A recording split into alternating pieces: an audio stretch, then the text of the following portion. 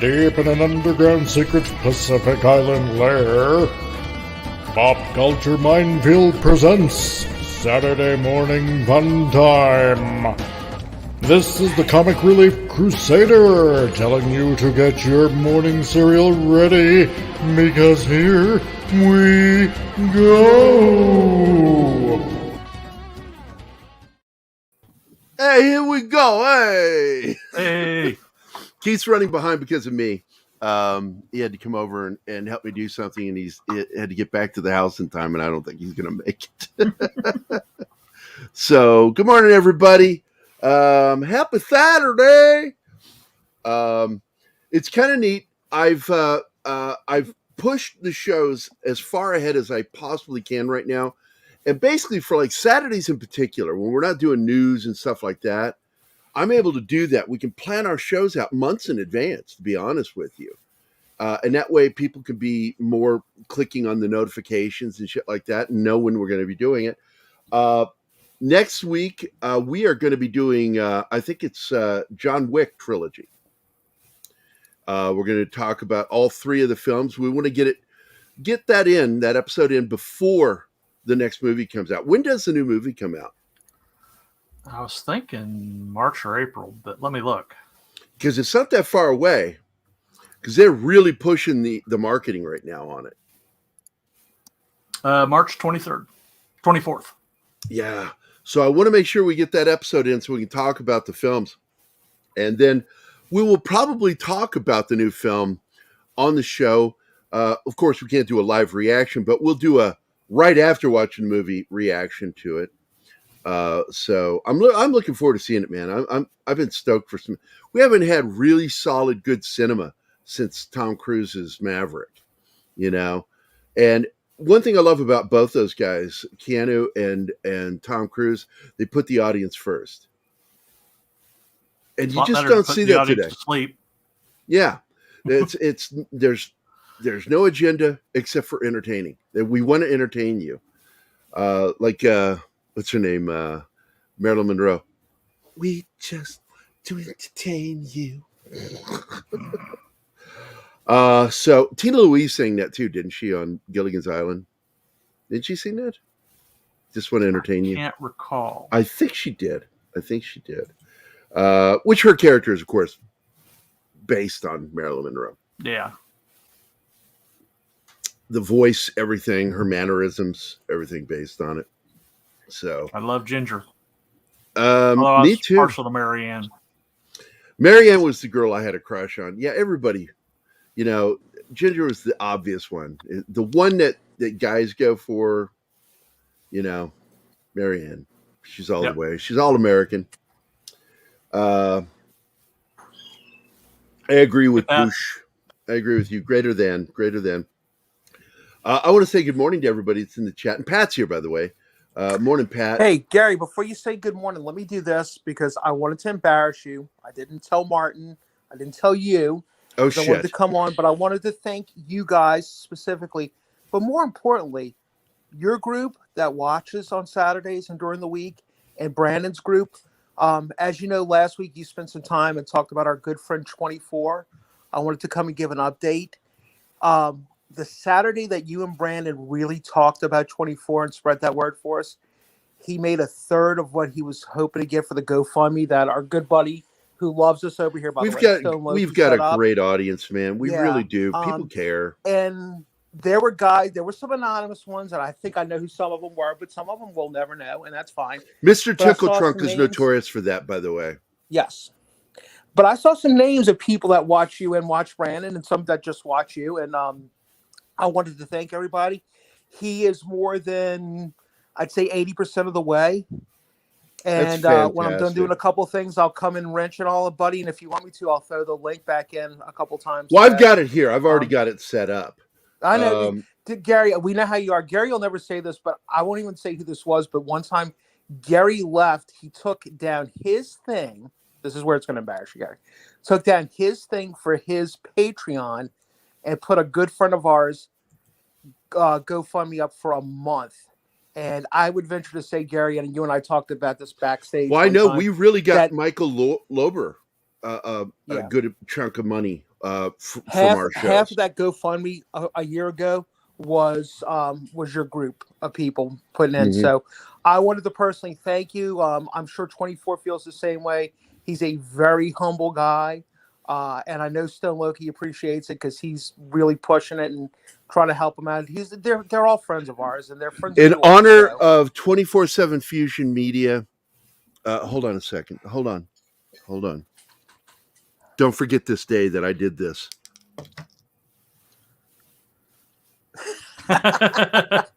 Yeah, man, that shit's cool. Yeah. Blow that shit up, Gary. Blow it up. Thank you, gang. I'll see y'all in the chat. Thank you, Martin, for letting me hop in. You bet, Pat. You bet, Pat. Bye, Pat. See y'all. Thanks a lot, buddy. And as he's talking about, of course, 24/7 is already at 2367. And this is going to help him a lot, and I know it is. I'm going to go ahead and copy the link and share it here in the chat again. If you have not contributed, please, if you can afford it, do. And the nice thing about these with GoFundMe is often they don't end. You can keep going back, and every once in a while drop into the Kofor. And 24/7, like Pat said, he's a very humble guy, very humble, sweet guy. And he would just never ask for help. And he was pushed into this, and it needed to be done because we don't want to lose him. We don't want to lose this guy. He needs to be medically taken care of. So they deal, because deep vein thrombosis is what he's got. And that shit's dangerous. It's like there are areas in his bloodstream where it's almost like jelly. And that's scary, man. That's scary. So please, if you haven't shared it, please share it. If you can afford to contribute, please contribute. Here's the link to the GoFundMe. And I will share the screen real quick. Share screen.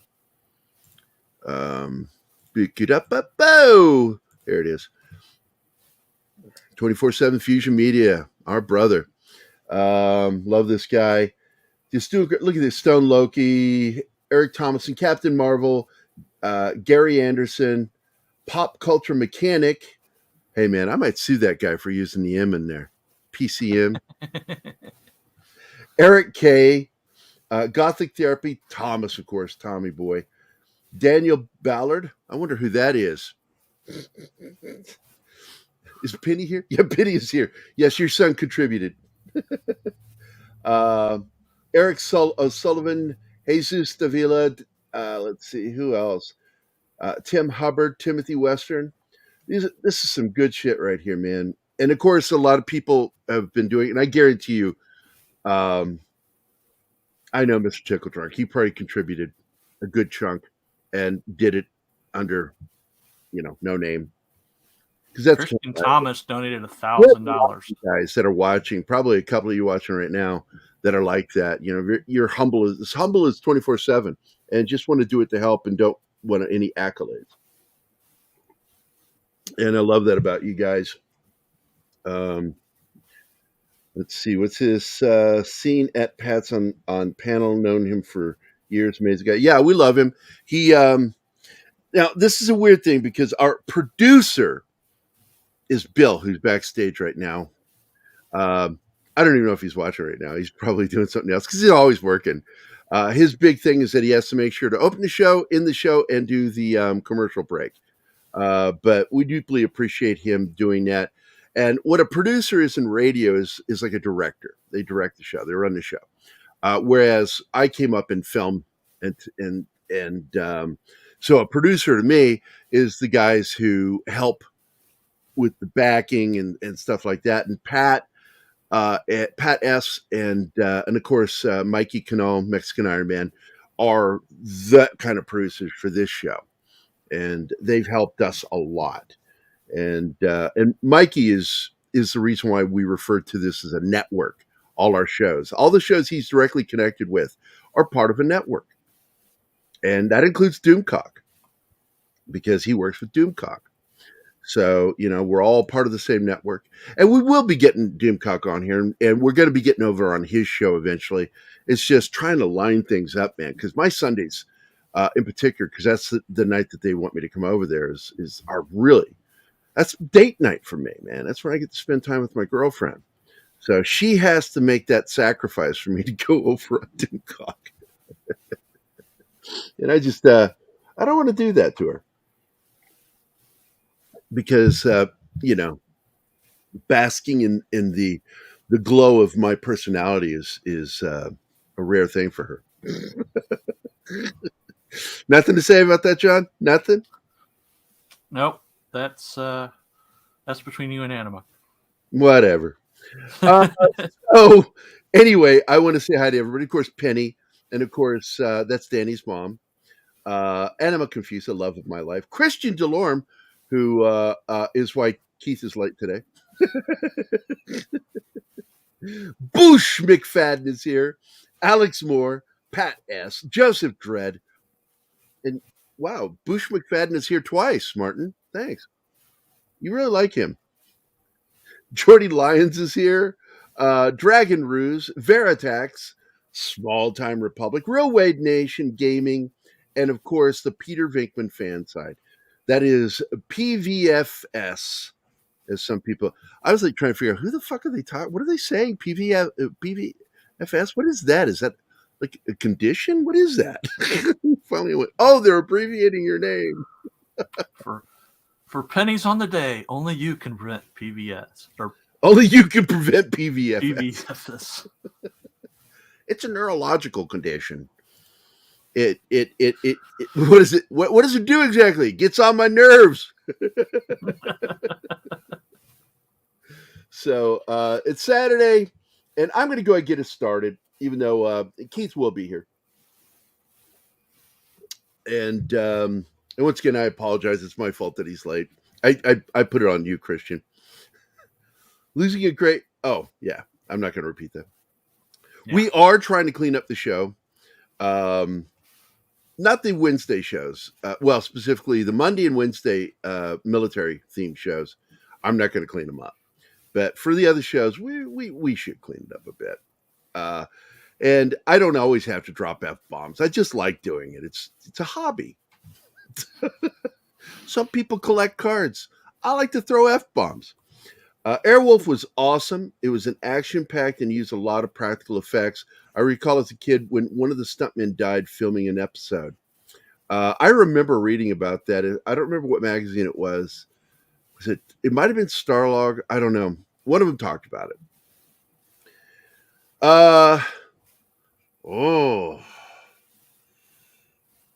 Well, Christian says it is my fault. Real Wade Nation, I'm not sure how to answer that. I've heard a lot of bad things about both films, and I got to be honest, there are things within the Ant-Man film I still want to see, because I'm a big Paul Rudd fan, and I don't know. I would probably pick Ant-Man 3, but I've heard nothing but bad reviews for Cocaine Bear. There's no story. The comedy isn't funny. I don't know. Look, whatever her name is, Elizabeth, whatever her name is, I don't know what's wrong with her. She just needs to pull whatever it is that's rubbing her the wrong way out of her ass and just get rid of the fucking attitude and start making good films, or get back to acting, because so far her resume is not very impressive. Oh shit! I'll have to get my I'll have to get my shit together for Fridays. What for? I can't remember what that's about. I do know you cleaning up. Oh yeah, the language. Yeah, I'm trying. Bill chewed me out. You heard it. You were there. He yelled at me, told me, clean it up or I'm fired. He did. But no, I listen to stuff. I really do. I do. And a lot of people think that I don't listen to people. I do. I really pay attention to things that I really care what people care about. And, I don't want to ever be, because I don't mind being the black sheep. I really don't. I've spent a majority of my life being an outsider. I really don't care. But I don't want to be somebody that causes anybody else grief. it's a rule of mine. And it's funny coming from a guy that's considered big and tall to say I like to leave the smallest imprint. And so I've got that. By the way, Veritax, good to see you. I read your comments and I liked and stuff, but Keith hasn't read them yet. And I know you were directing that more towards him than me. So I sent a message for him to read your comments, and thank you for the comments. I'm the one that came up with fandom for the name of the channel. Yeah, well, Veritex was saying it's taken or used, so we. Well, there's a website called Fandom, but Keith and I've talked about this previously. That because I told him, I said, you know what, we could have a channel on like some of those networks that are out there. You can actually have a channel, create your own channel, and Keith suggested doing sci-fi a long time ago. We talked about it. You remember when we talked about that? Starting our own little channel? Yeah. What's that, 2 or 3 years ago? It's right. It just seems like forever ago. But it's something that we really should consider doing. And Veritax messaged you on your show Thursday about some stuff, and also a suggestion of who we should have on as a guest. Cool. So anyway, Veritex says, I'm so spoiled by being able to rewind videos because a lot happens and I don't always understand in the moment. And it can ruin a movie. No, I know what you're saying, because like some people, and sometimes it's because English isn't their first language, and sometimes because they're so caught up in something that's going on that they're missing the other part.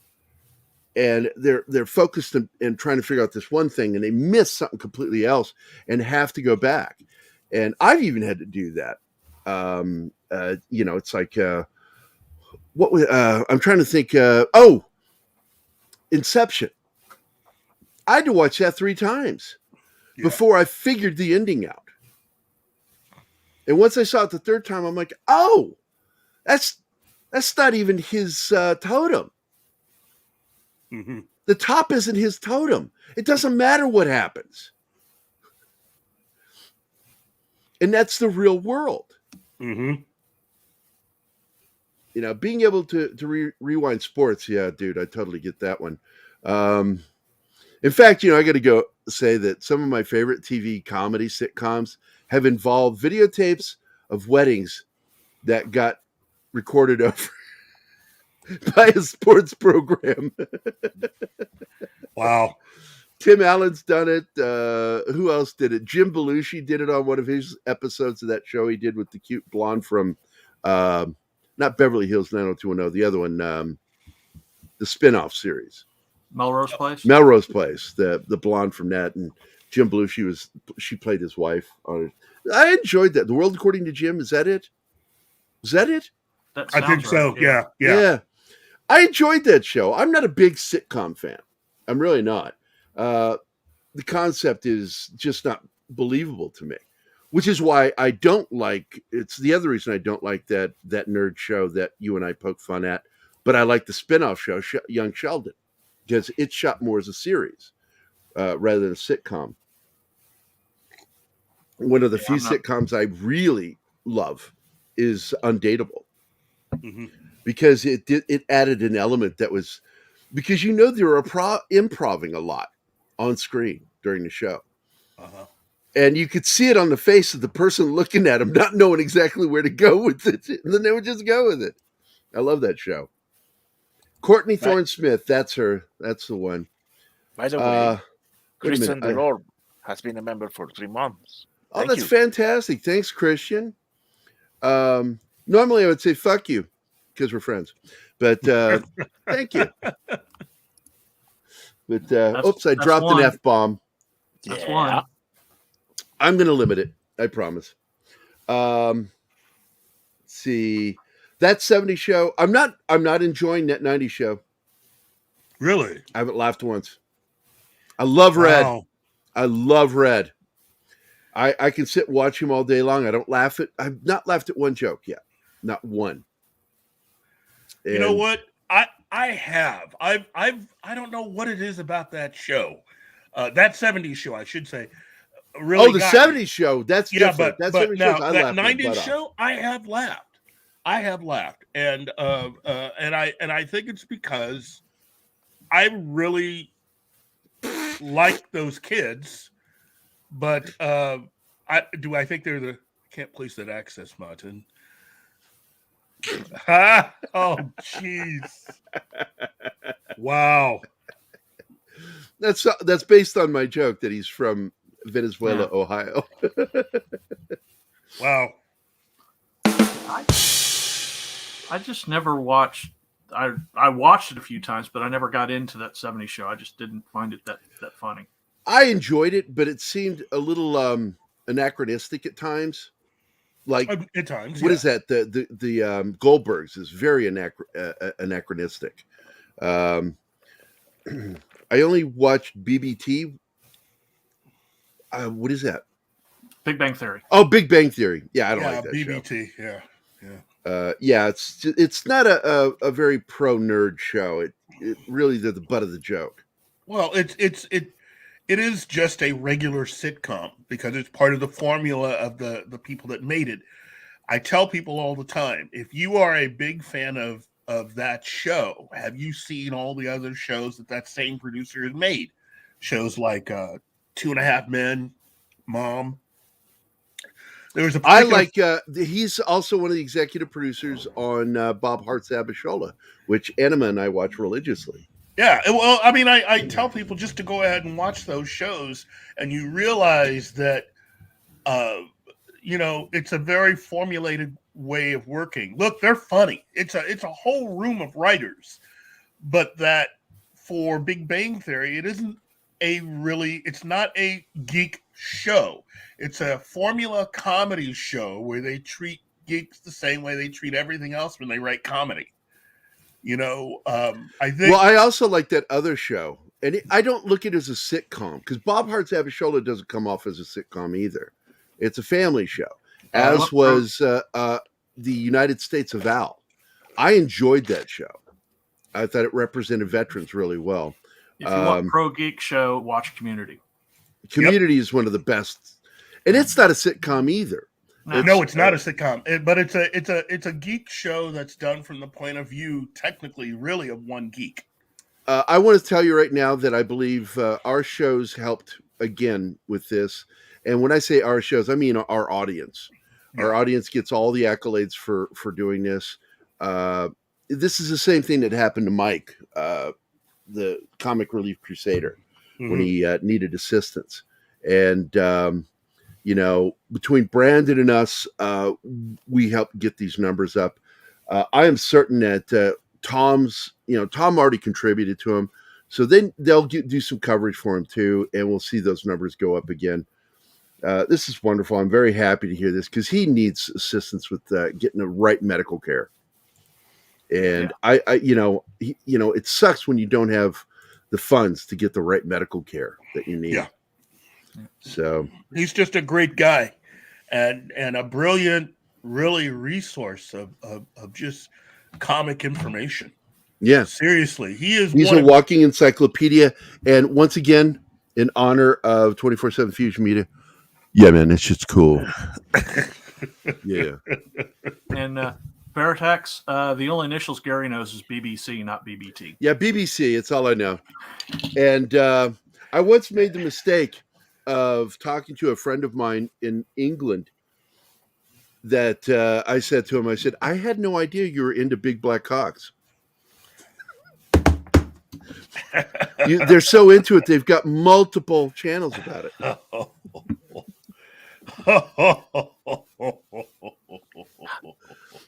They were not thinking when they named that network. They were not thinking. What's that song that they did on Austin Powers? BBC One, BBC Two. Yeah. I haven't heard that song in a while. I got to pull that out. Listen to it. No, I'm being serious. I haven't heard that song in a while. Phrasing. Pull that out and play it. Yeah. So let's. I want to show a video here real quick to get our show started because these were two of two of my favorite shows back in the 80s. And I just really enjoyed the action. And you had two helicopter shows going in the 80s. It's not the first time Hollywood's had two shows or two movies that kind of hit the same kind of ideas. Won't be the last. No. We currently have that with House of the Dragon and that $1 billion failure. So yeah. Now I'm going to play this, and just so you know, I'm aware of the fact we'll get a claim, and I'm okay with that. I'll mute it or remove it later. So here we go.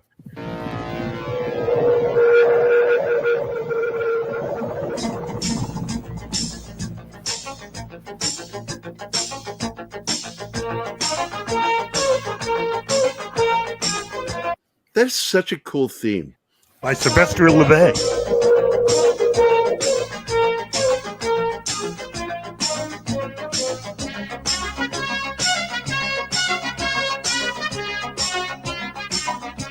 Now that looked to me like countermeasures that you saw. Those look like little tiny mortars. Yeah.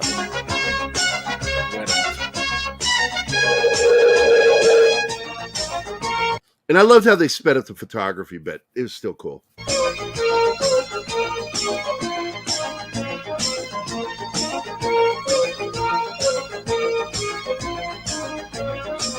Ernest Borgnine!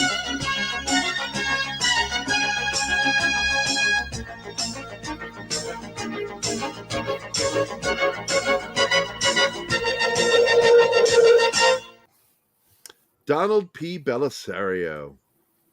That's a name from our youth. Oh, I mean, yeah. we grew up on that name. I used to play this theme on my little Casio keyboard. Just well, it sounds like a Casio keyboard playing it.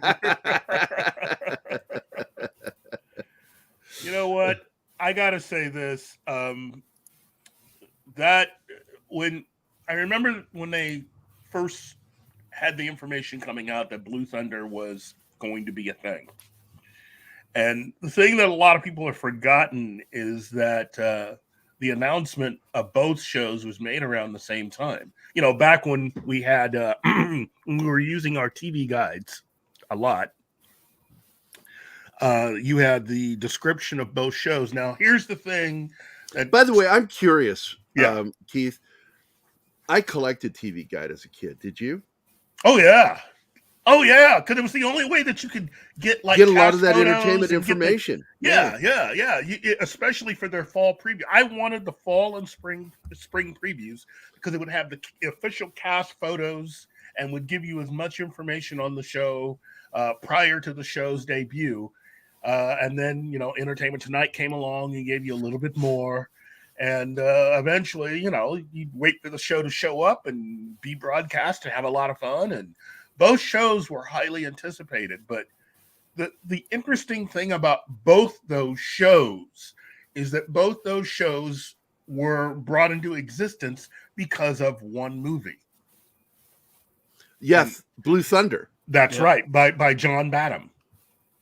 And that film, we will be talking about that in a few weeks on here. Cool. Because I have that added because I didn't just want to talk about the show because that film really hit at the right moment for me. Oh, heck yes.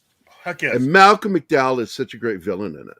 Malcolm McDowell is just one of those actors in general who I have to say that he just seems like the kind of guy that you should have a lot of fun with. And that if you're a director and you haven't had fun with Malcolm McDowell, it's because you're not doing it right. Well, I got to tell you, man. I mean, you look at his work. Okay, just for two of them, he played Caligula in that horrible pornographic British production, and the actors had no idea. They had top-notch actors involved in it, and there was a lot of orgy stuff going on, and that was added later by what's his name, the pornographer. I can't think of his name. That produced it, but he played Caligula. Larry Flint. Oh no! Wait, no, it wasn't Larry Flint. No, not Larry Flint. What's his name? The guy behind Penthouse. Bob or whatever his name is. Yeah. But the thing is, though, is Malcolm McDowell had a career of playing bad guys, Really well. He'd only played really likable characters a couple of times. He really made a career playing villains, and starting with Clockwork Orange. And so in Blue Thunder, man, when he does it, he's very menacing when he does it. Catch you later. It's like you looked at that and went, you are actually threatening him when you do that. Be seeing you. It's like he do the single gun, and it's creepy the way he did that. But one of the few roles he played that was positive was H.G. Wells. Time After Time. Time After Time with David Warner. It was only a few years before this movie.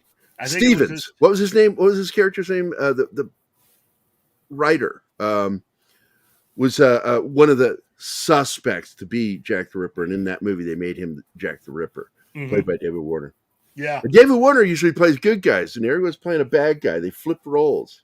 Well, I mean, you got to look at it this way. That entire decade, the 80s, was a way for a lot of people that had been used to doing certain things to kind of try new things. David Warner ended up playing Ultimate Evil in a comedy. Where he's the devil. Not so much devil. He was the evil. Now, he was be evil, careful. Don't touch that. It's concentrated evil. Of course, Taika Waititi is now doing a new version of that. Yeah, he's already he's already been shit on by the guy who made the movie. Yeah, he's like, no, there's no reason to this, and I don't think you're capable of doing that kind of film. He absolutely shit all over him about it. Christian Delorme with a $5 super chat, Canadian. Does anybody else miss the coked up directors and producers of the 80s? Some of them were fun. Some of them were downright evil. See the movie Swimming with Sharks. And some of them were just... Kevin Spacey, Danny DeVito. Who else was in that? I forget. Oh, jeez. Great film, though. Yeah, great film based on a person who actually managed to live through the 80s, even though I think he'd even had a heart attack.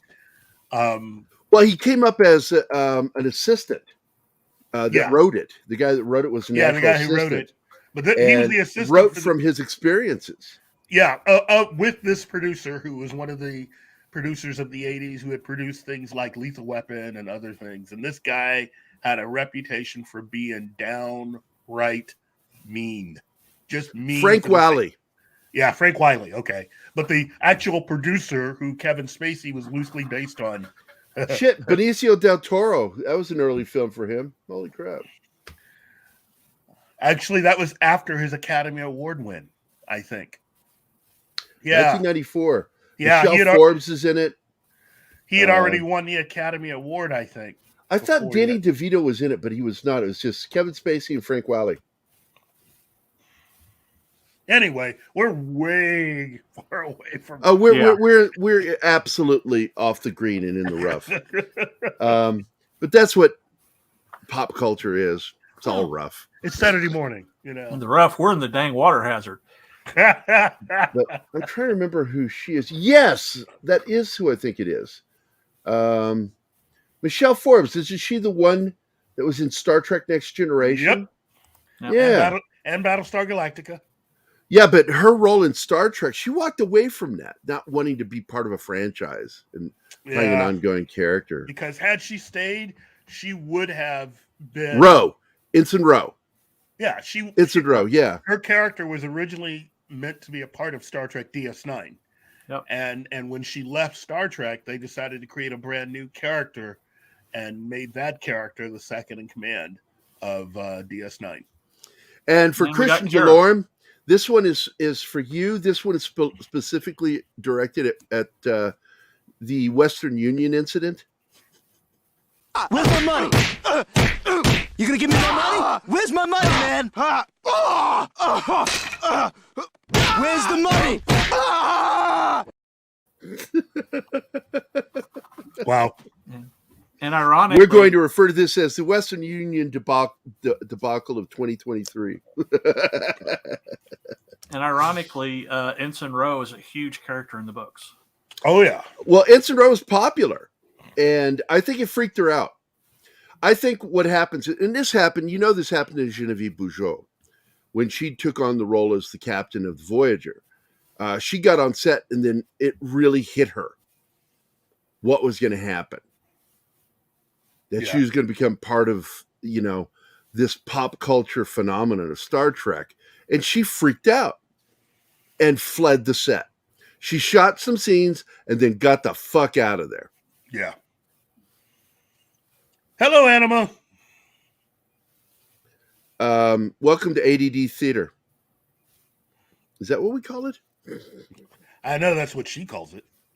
But getting back to Airwolf, we've got Jan Michael Vincent, who we grew up on because he was the first thing we ever saw him in was a Disney movie. We have a super sticker from your girl. I don't know what it is. What is it? Oh, popcorn. Popcorn. I need that video. I need that video of Dan Aykroyd saying popcorn in what is that movie? Gross Point Blank.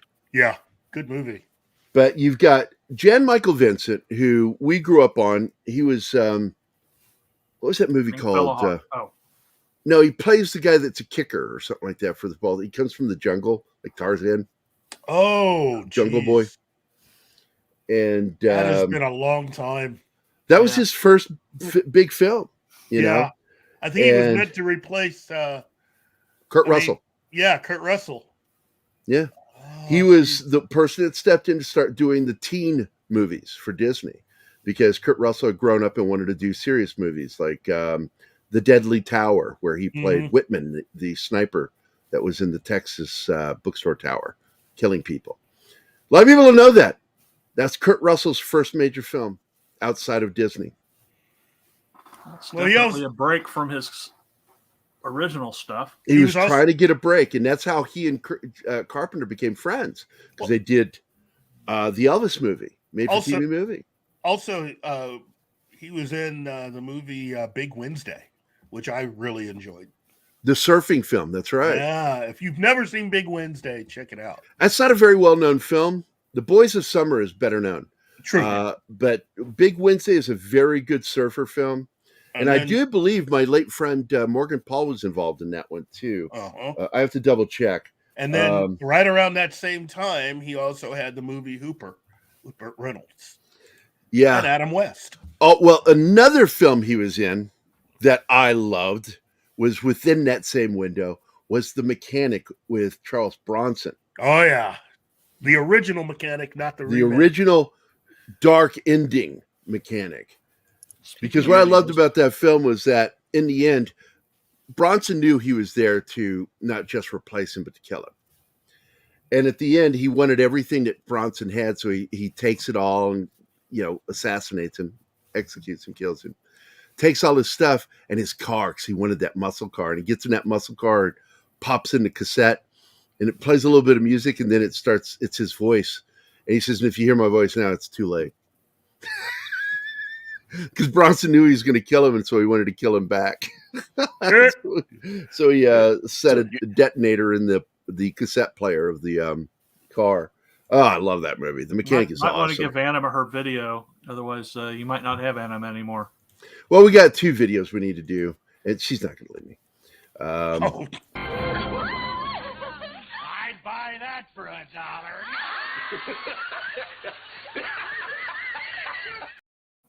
There you go. Well, she says this. Wow.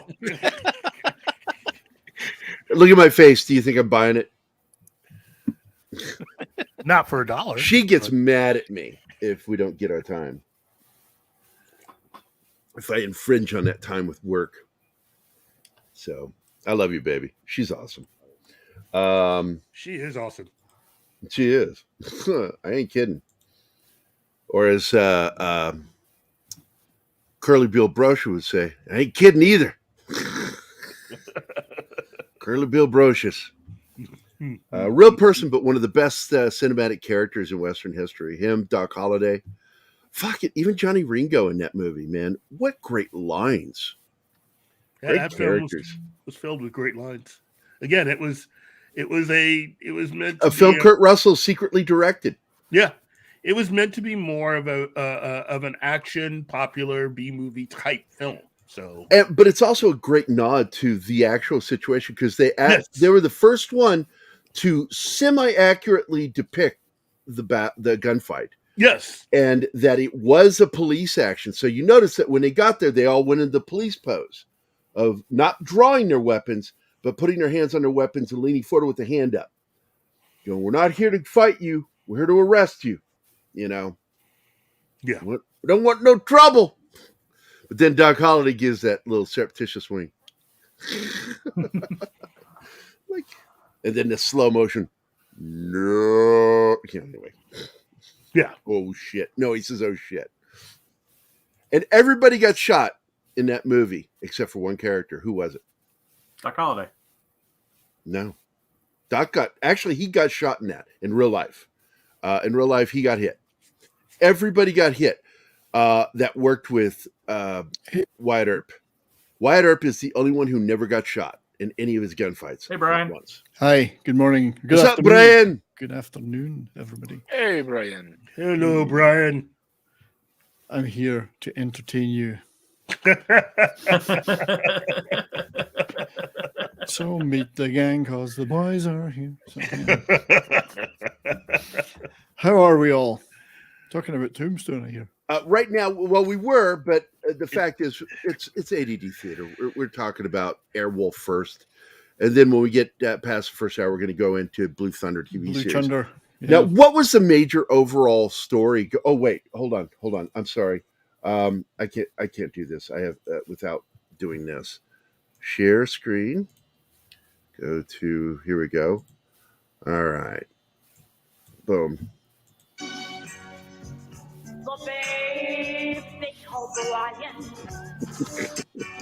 And he grew, and he grew, and he grew.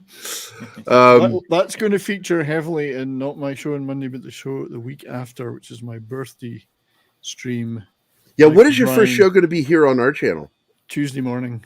What's it going to be? What are you going to talk about? I'm going to talk about Korean television and movies. Modern or live action Korean television and movies. Modern, yes. Yeah, so the host will probably be in there. It's one of my favorites. There's like this one thriller where a cop and a pimp work together to take down a serial killer. So that's 90% of Korean cop. That's 90% of Korean. So that doesn't really narrow it down that It's much. like The Killer or something like that. It was a it's really probably good going to movie. be more slanted to television than movies. You had to use the word slanted. Really? I'm going to slant it as in on a slope, downward slope. I don't know what you're phrasing. Yeah, so it's going to be more. I hope Jeebus isn't leaning. here. It's going to be leaning towards more television. I'm not claiming I'm an expert. I just watched a lot of stuff in the last couple of years, and I'd like to talk about the comparisons between that and I'm not going to be talking about manga or anime. This is live action stuff. I'm not really an anime. Oh yeah, guy. totally. And they've got some good stuff. And the host is one of my favorite monster kaiju films from Korea. I just thought the opening was dumb. I get so tired of America bad. So it's an American military officer that causes the chemical. And that is one of the tropes. So I want to talk about the tropes. It's so tiresome. So there's a lot of tropes in Korean television. I love it. Don't get me wrong. And it's entertaining and it hasn't got the wokeness of the West. And that's one of the things I want to talk about. But I do want to talk about the tropes. Right. Like, there's a bunch of those. So, and there'll be looking forward to your first show, man. Yeah. I mean, I'm not saying I'm going to include everybody. I'm going to see if I can find a cover song just to play. I'll put in there for the song, Brian. Life of Brian. Hey, I want to say hi to Genghis Khan, Awesome One, Pop Goes the World, Keely Chow, Shinatsky, and E. Clay Thompson. I don't know what it is with the name Shinatsky. I can't say it any other way. Shinatsky. It always comes out that way. Did you just say Pop Goes the World? Pop Goes the World is here. Yeah. Hi, guys. I can't hear them, but I'm assuming they're saying, hi, Keith. You've got the official black guy hello. Yeah. They're doing like Scotty talking into their mouths. Hello. I was waiting for the high five and I never got it. So. Hello, computer. Computer? Is that not... That's so quaint. Hello, computer. I love it. My buddy Paul from Scotland, he's from Glasgow. He's like, he says, I never understood that character. He sounds like he's from Pakistan. That's not a bad impression you did there. It's almost as good as Mel Gibson. Mel's is not bad. He trained on that one. Mel's wasn't bad, yeah. Yeah, he trained on that I'll accent. give him 8 out of 10 for that one. Of course, it was the wrong century for that accent. The Scottish brogue was different in that period of time. Well, and how does anybody really know? I mean, well, Kevin Kidd knows. We've got no recordings. You of know the, who Kevin of the Kidd 17th is. century. Kevin Kidd uses what is referred to as Old Scottish when he played that character in the movie Brave, to where you can't understand Is it Kidd or thing. McKidd? I thought it was Kevin Kidd. It might be McKidd. Yeah, I love him. McKidd. He did this TV show called Traveler that I thought it was on NBC. I know Kevin McKidd, and actually my daughter, he came because he's from a town in the north of Scotland called Elgin, and I'm very familiar with. I used to live there for many years, so he went to my daughter's school once and did a talk for them because I don't think he spoke too much about train spotting because it wasn't really appropriate. Yeah, you don't talk about for that. junior school, you know. Well, that's when he dropped the pill in the But toilet McKidd, and Kevin had to McKidd, go in after it. He His, worked at the it was, Macallan Distillery in Speyside, so he deserves maximum points for that. It was what did he give for heroin junkies? It's methadone. But it was a suppository. It was supposed to stick it up his ass. Methadone. That's methadone acting. That would be called. Oh, you're going to hell for that one. But yeah, Kevin McKidd is he's from a little town in the north of Scotland. I'm very familiar with. Oh, it is, and he's one of my favorite actors. I loved it when anybody from Scotland would come on Craig Ferguson's show as a guest, and they would just become instant friends. Yeah, and start talking to Sharon. He would come on there. I think he was on there 2 or 3 times. Well, he was in Grey's Anatomy. Anatomy. He was in Grey's Anatomy. He was in Grey's Anatomy. Grey's Anatomy. So got him a lot of attention. He had his own show, Traveler, and then he was, of course, worked with Craig in How to Train Your Dragon. He's in there. Yes. And with Gerard Butler, and Gerard is friends with Craig Ferguson too. Danny Butler. So McKidd is pretty good, nice guy. He's done a lot of music stuff as well. Like not necessarily, I'm not sure if he's a great musician himself, but he's made albums of, he's promoted albums of Scottish folk music and got them recorded. He's produced them, so good for him, you know. Yeah. Well, anyway, I want to get back to this. You know. By the way, sorry to interrupt you.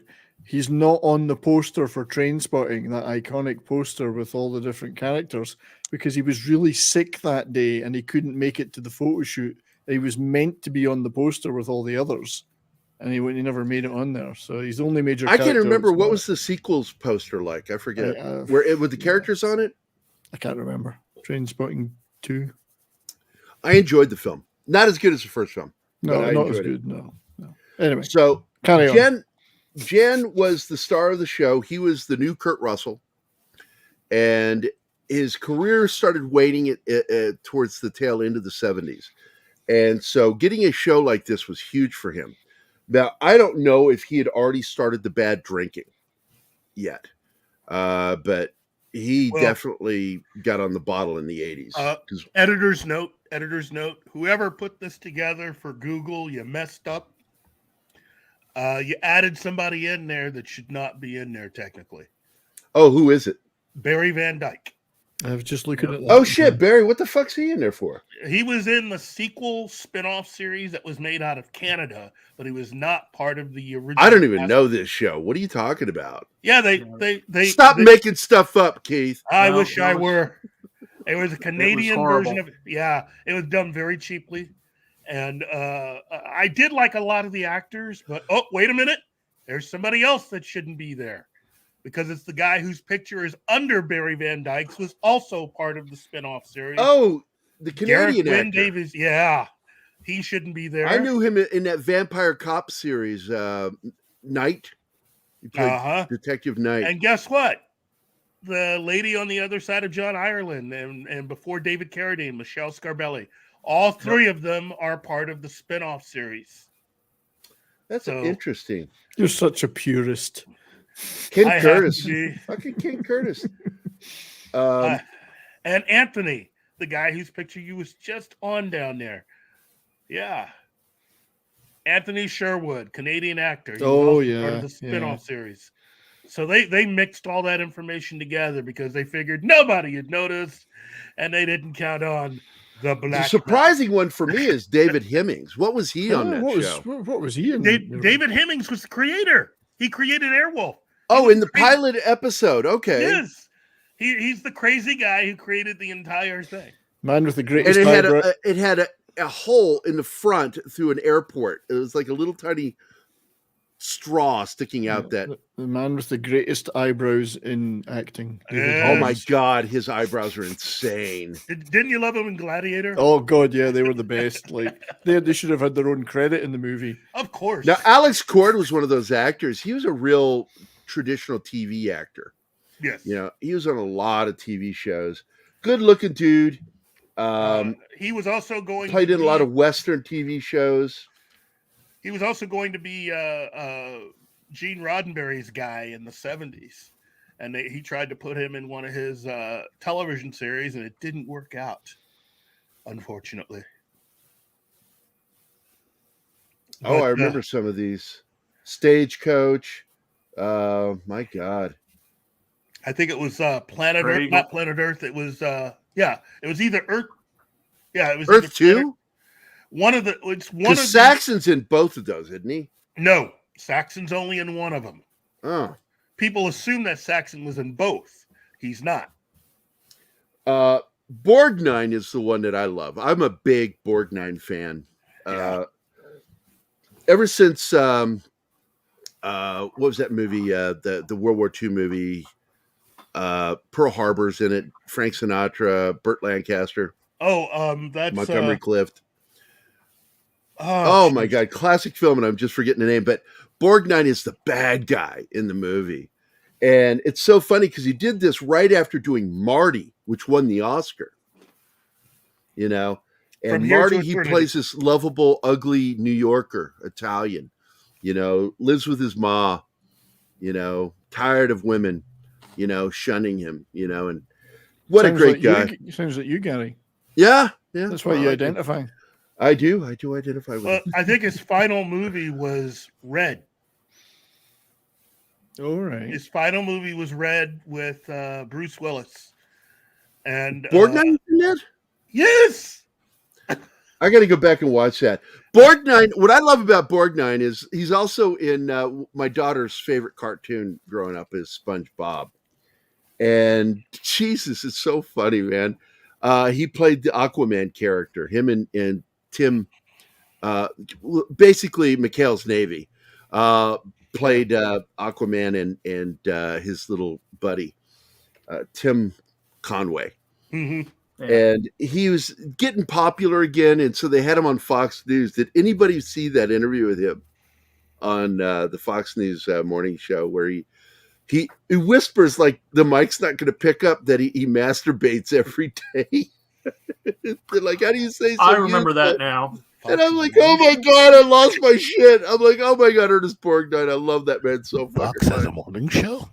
Yeah, they're like, how do you stay so youthful and so energized? He goes, well, I masturbate every day. And everybody's just like, the interviewers are like,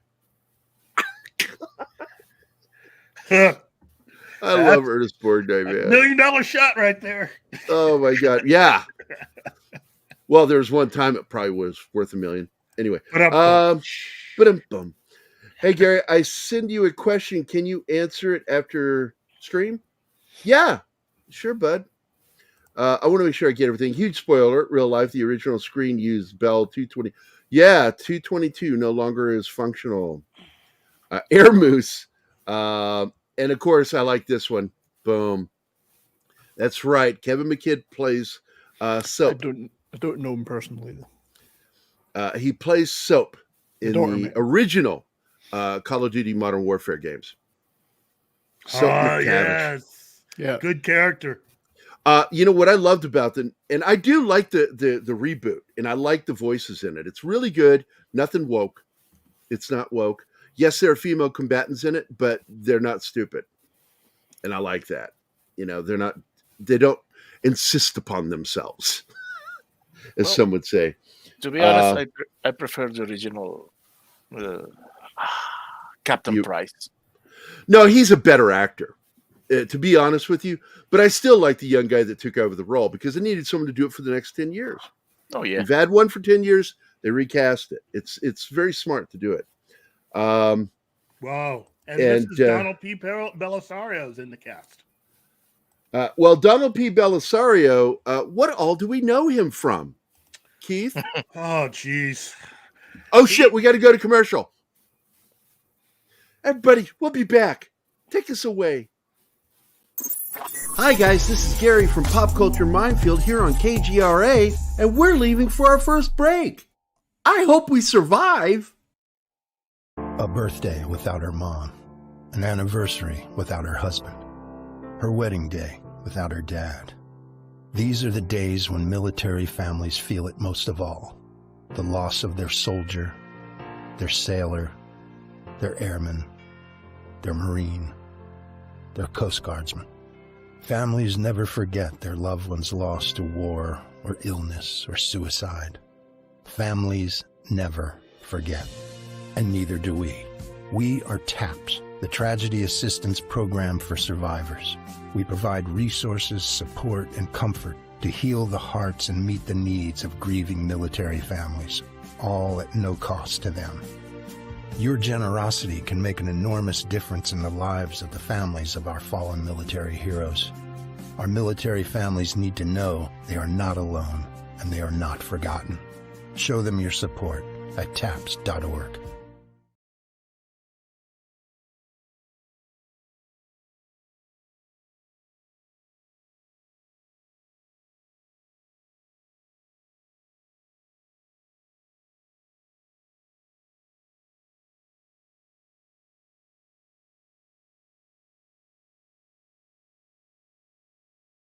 Question facing humanity is on the verge of being settled once and for all. The Mutual UFO Network has been at the forefront of this journey for nearly 50 years. Our members worldwide are dedicated to the research, documentation, and awareness that will shape the future of humanity. Won't you join us?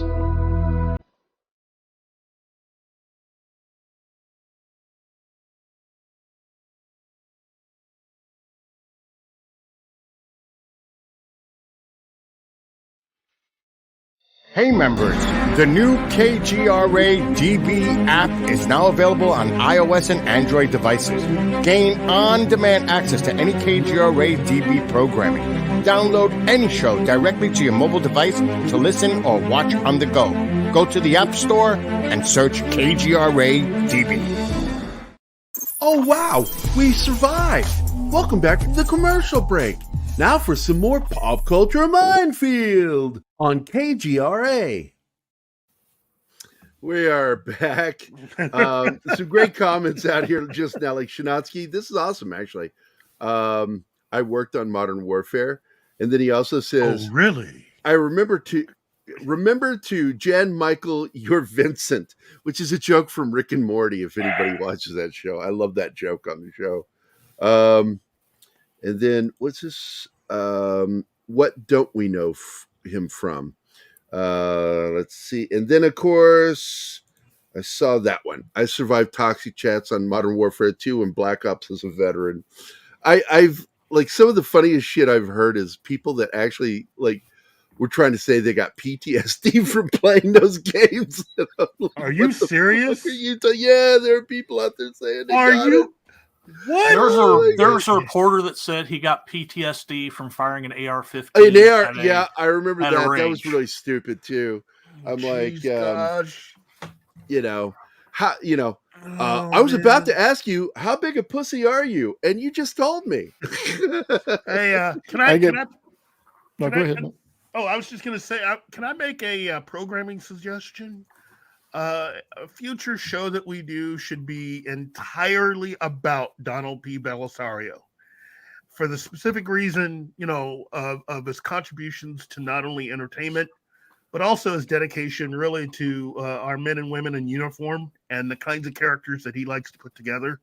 Well, he is the first guy, and Don and I talked about this just last episode of Dangerous Military Nerds.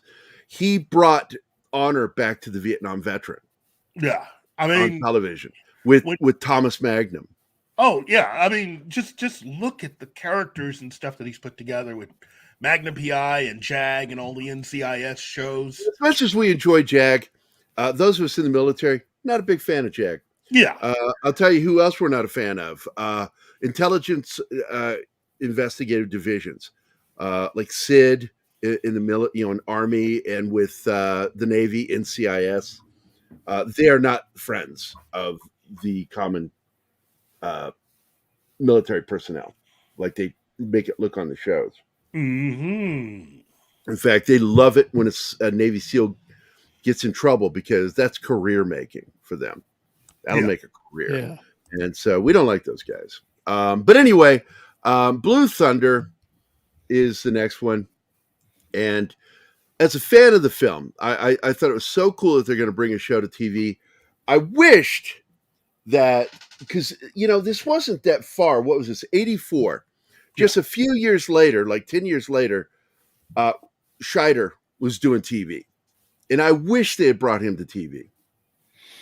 It really would have been kind of cool to have him on the television version, because it probably would have changed. And don't get me wrong, I'm a big Ferrantino fan. I love James Ferrantino. Well, yeah, I mean, but I think it would have been kind of cool to have the actor that had played that character in the movie, and considering what the film was actually about, to have had the television series at the time when the 84 Olympics was going on would have meant really a different type of story to be told that I think nowadays we would have really gotten a lot out of. 84, was that the one with the bomb threat? No, that was in the 90s. No. That was in the 90s. That was Atlanta. That was Atlanta.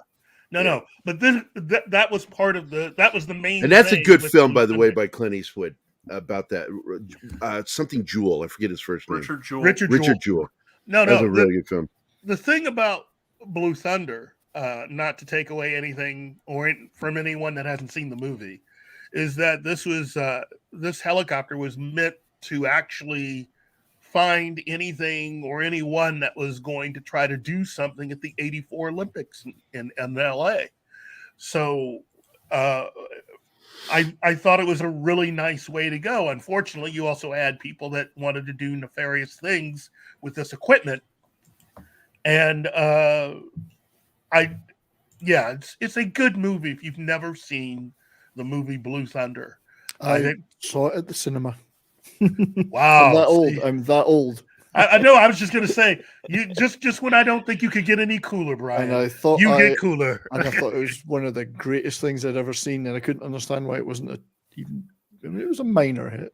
It was a bigger hit. Well, it did very well for itself. In fact, they went right into trying to create the television series almost immediately thereafter, because that film came out in May of '83. And then the Blue Thunder television series hit, let's see, that was January of the following year. They were in production and on the air by January of '84. Yeah, and you got to realize, '83 is when the movie came out. Yeah. And to go into production that quickly for a TV series was pretty impressive. Well, part of the other reason why they launched it when they did was they knew about Donald P. Belisario and what he was doing. And I'd say, Airwolf was on the air within a week after Blue Thunder hit. Yeah, it was real quick. It was because I remember watching it on the big console TV, just like, oh, Airwolf, Blue Thunder. I think they were doing it on. I think what had happened was that ABC did it on purpose. Originally that Blue Thunder was going to end up premiering after Airwolf came out, And so ABC moved up the premiere date in order to cut off and head off Airwolf. I'm not sure what this comment's about. What's this about?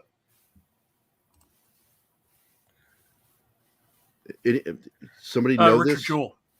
Oh, Richard Jewell. Yeah. Oh, Richard okay. Jewell, yeah. That was messed up. And it's a good film. If you've never seen it, watch that movie by Clint Eastwood. It's a very good film.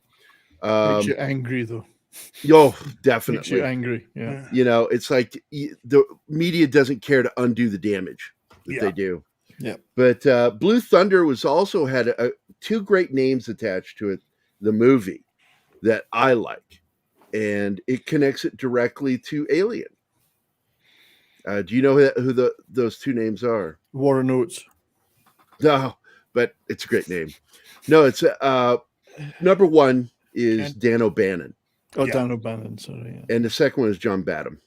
But Dan O'Bannon is the guy who wrote Alien with Ron Shusett.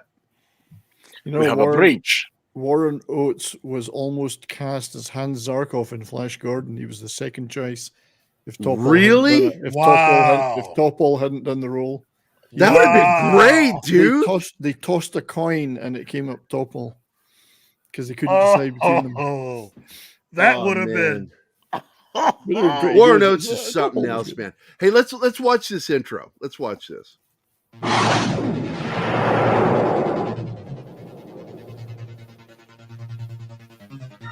Again with 80s synth. But you know what I love about this movie? It's because I love science fiction. It's got science fiction-y elements, but it's a police drama. But the advanced technology and all that, I love it. Love that part of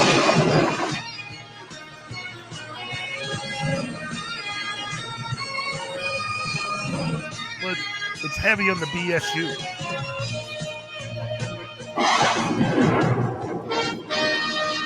We can forgive him for the Boston hat.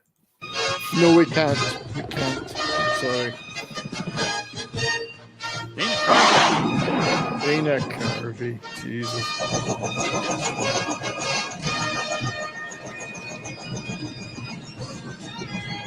Whisper mode. I remember that. That's a clip from the movie right there. Yep. So they had him come back. That's cool. Mm. Well, it's alternative continuation. Fucking Dick Butkus. One of the greatest names in history. And Bubba Smith. Bubba Smith.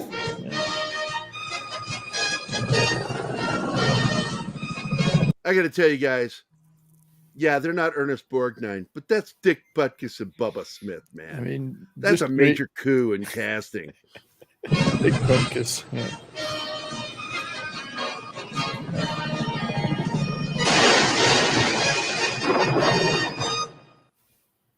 Yeah, baby.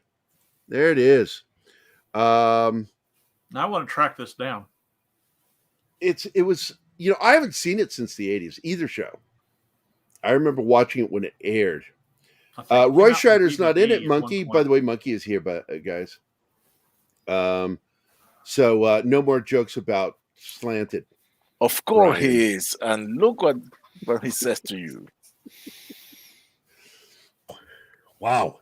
Ah, there it is. He's the second one. There was another breach before that, so I'm going to do two videos because there were two breaches. Pull up your breeches. Bullet.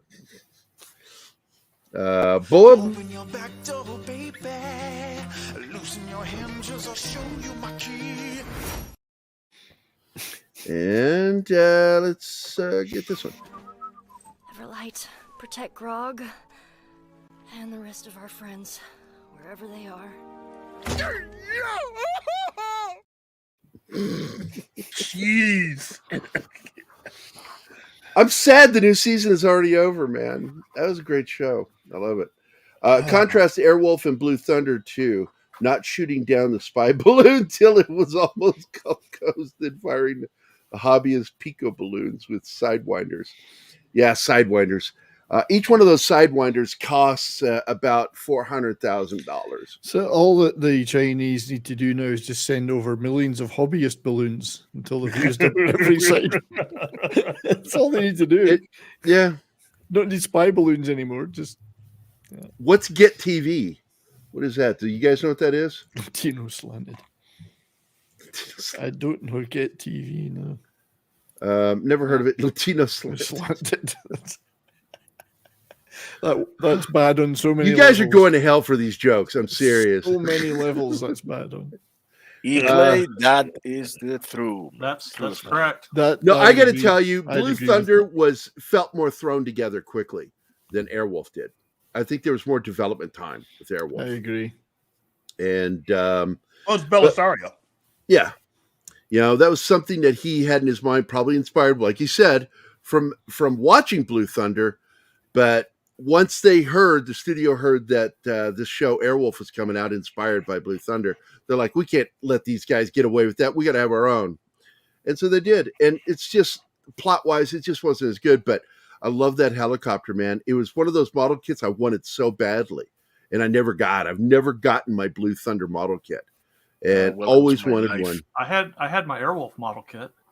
Yeah, like I said, it's about $400,000. The Sidewinders.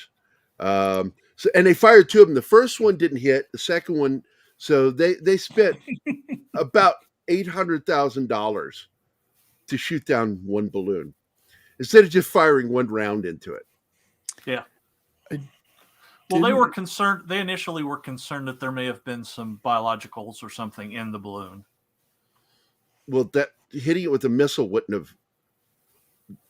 I mean, hitting it with a missile and hitting it with a bullet, same thing happens. It descends to Earth. Yeah, that's true. From the people, no matter what. Why did they say that they were concerned about biologicals then? It's just dumb. Yeah. This from the same people that thought, chemicals in the air in Ohio. Let's just go ahead and put it. I don't even want to get into this shit because I'm telling you, man, oh man, what's going on with Ohio is shameful. That FEMA didn't do anything, and that they allowed burn off of something with the words poly and vinyl in the name. Well, there's only two explanations: stupidity or malice. Sometimes both.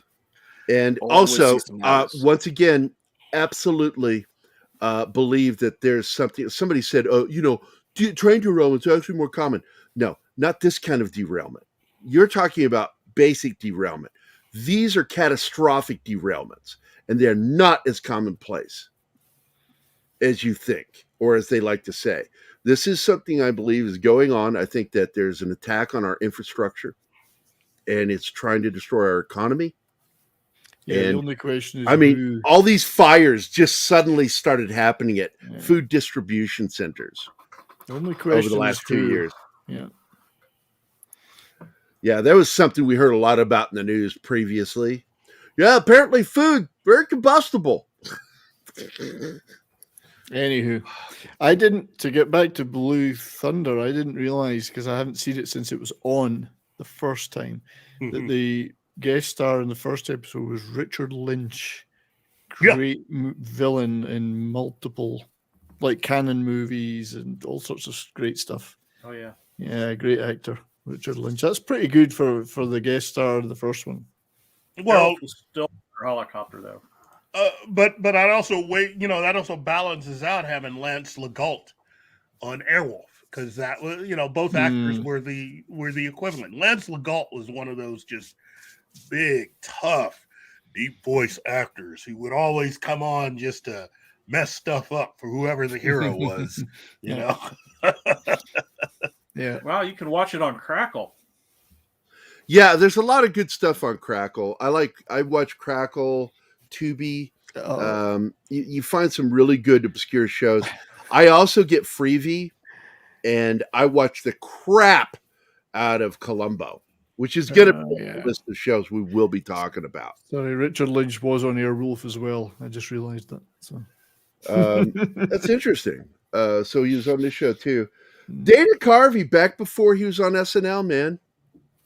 And yeah.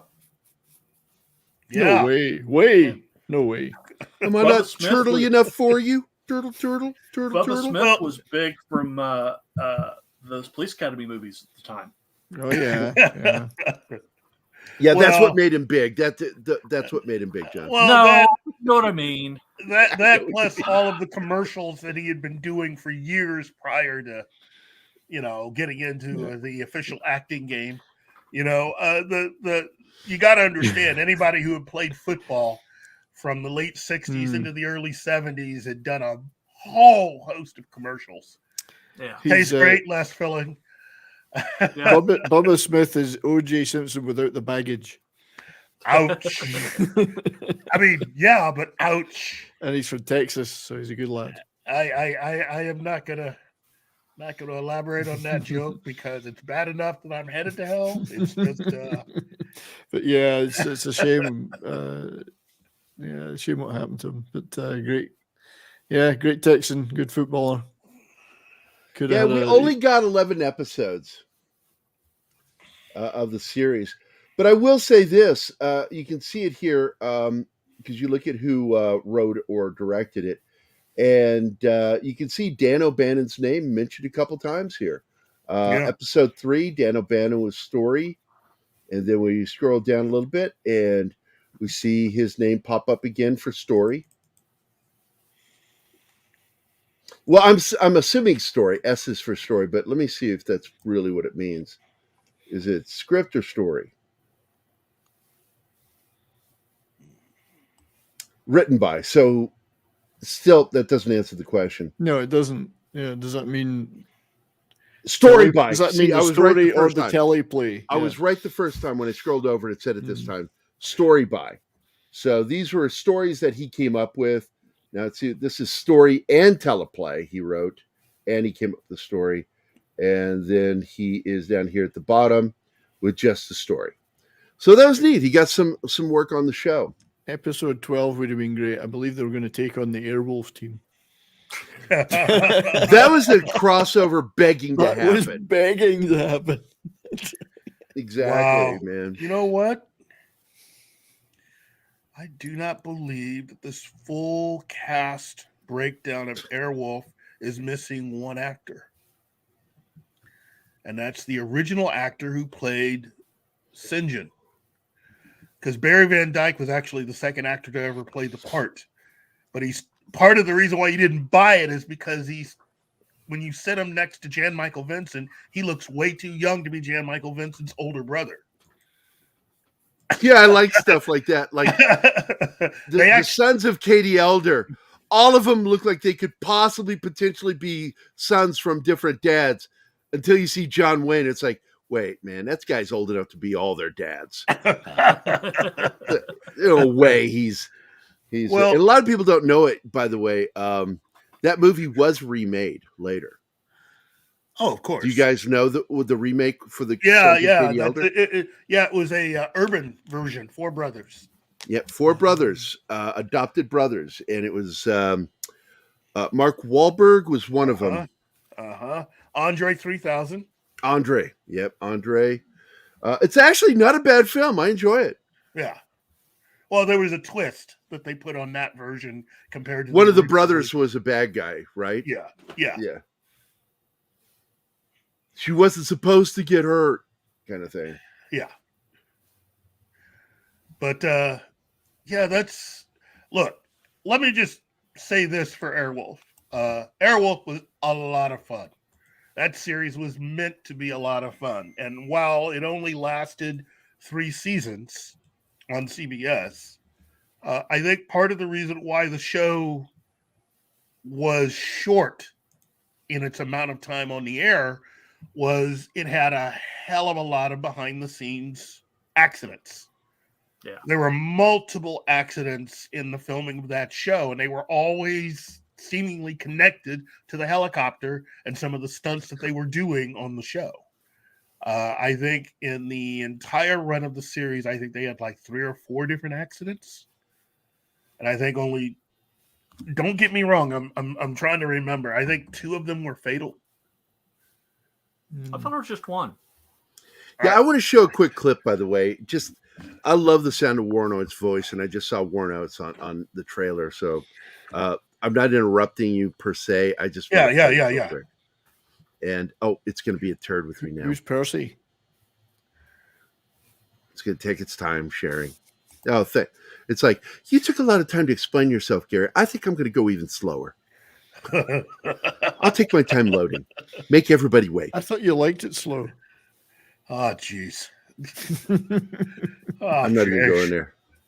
Not even going there. Say, sir, that was my fault. I talked Murphy into taking us there. You're supposed to be stupid, son. Don't abuse the privilege. God. Brilliant. I think I'm going to clip that, and every time Danny says something dumb, I'm going to play it. He passed too soon, I have to say. War Notes. War Notes, yeah, that was it. Yeah, he did weird. that movie, and within the year, he was dead. I know. I can't remember. Was it COPD or what was it that killed him? I don't know. He had a massive heart attack, but I think it was COPD that triggered it. Emphysema from smoking and shit.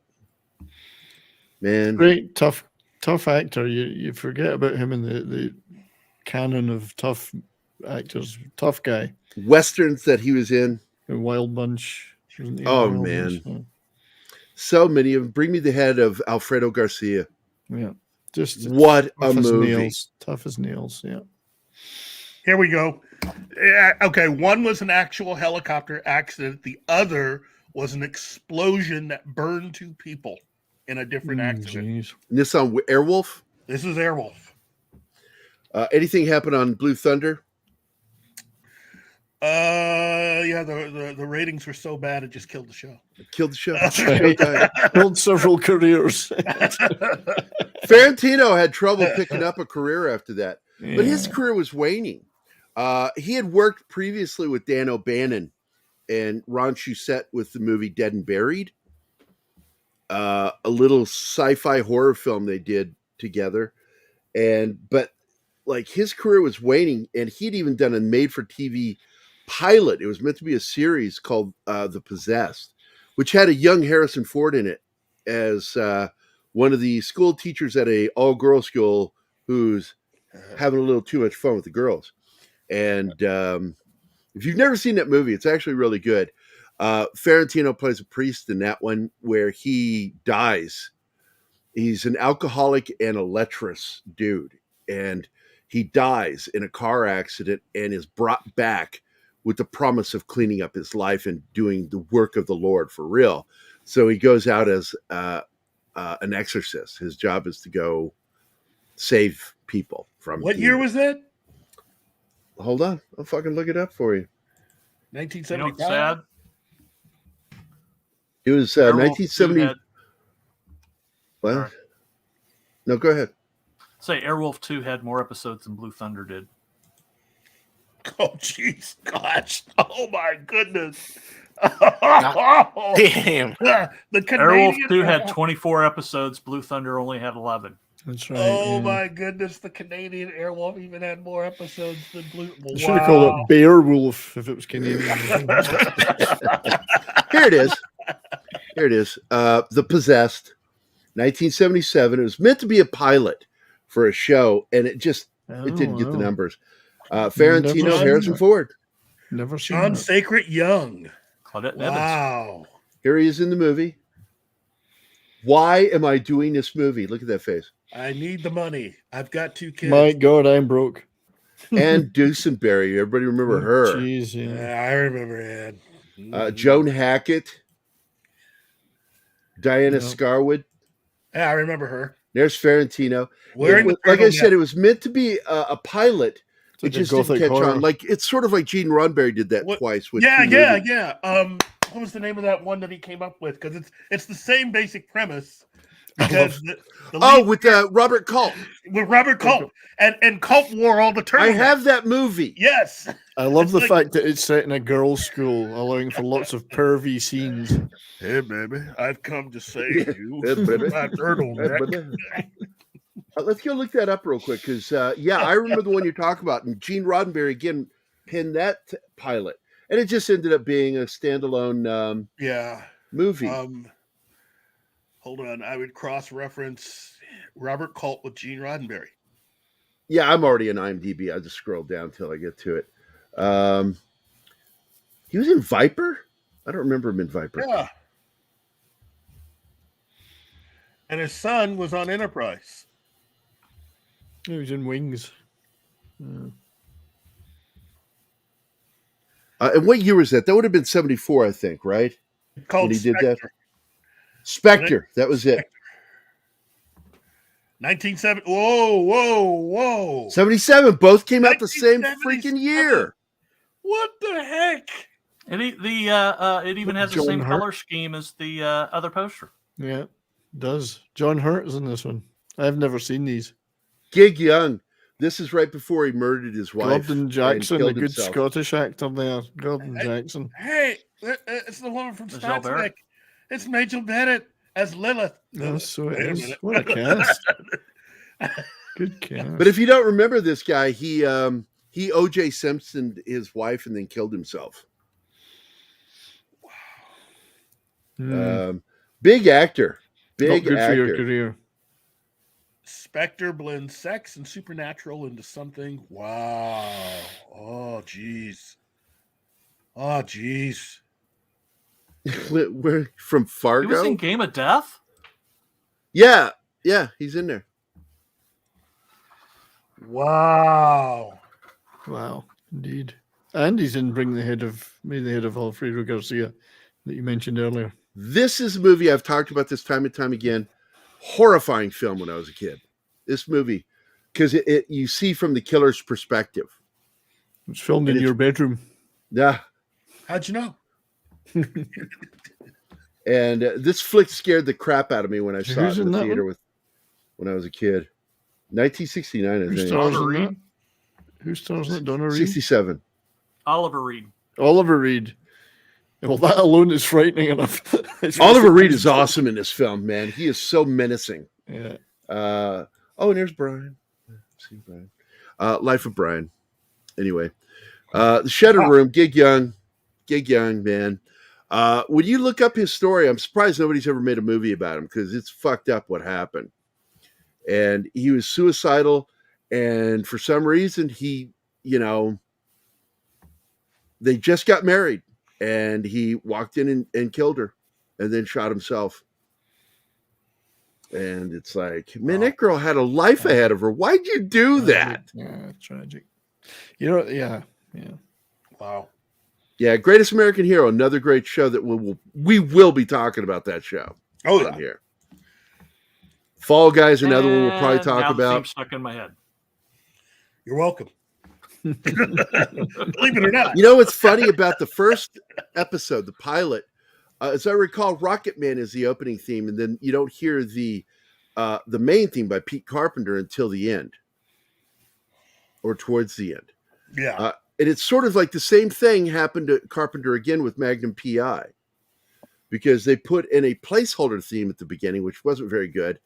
But, whoa. Oh, I thought, look, the original Magnum P.I. movie theme, I thought was a great theme for the first year of the show. I liked it myself. You're talking about the cinematic sounding theme. Yeah. It was okay. Yeah. It wasn't great. It didn't have the personality. And I used the word yesterday, I'll use it again. It lacked the panache of the theme by Pete Carpenter. Yeah. Well, And they didn't have Joey Scarsberry singing the words to it. Okay, you threw me on that one. What the fuck are you talking about? What you talking about, Willis?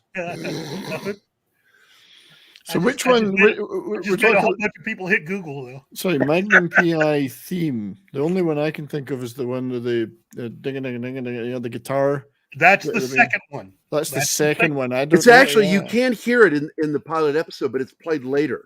Yeah, I can't think of another one. Yeah. The original theme is more of a jazz theme. One that was part of the pilot and a good portion of the first year of the show.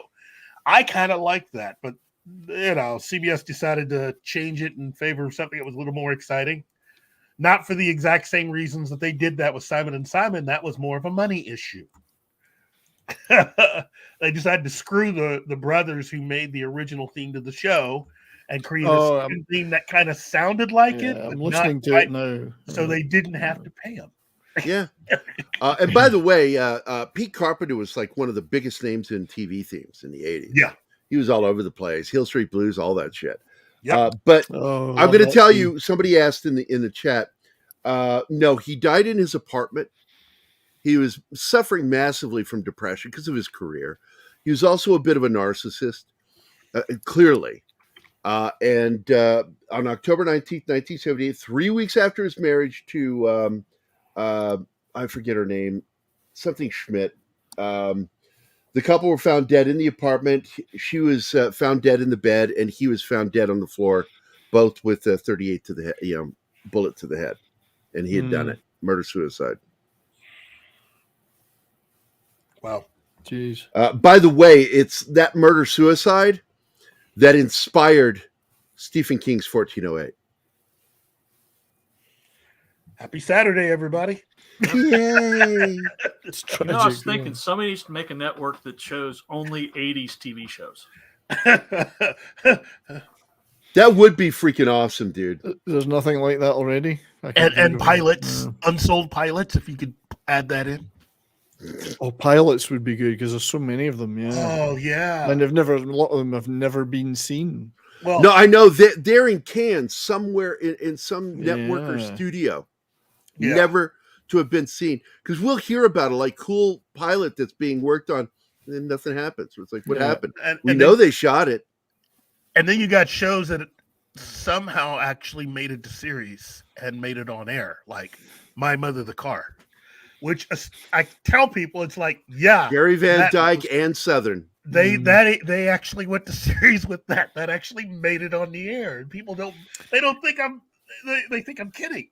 Jerry was looking for a show to springboard his career on, and that's the one he took. Whoops. Yeah, he didn't recover from that until Coach. Oh yeah, actually, and ironically, that's the name of another show. Whoops was the name of an actual show that made it to air about the apocalypse, and that the only place to survive was this small little house and a small patch of land and all these characters that somehow have to live together. And the entire show was called Whoops. Whoops Apocalypse?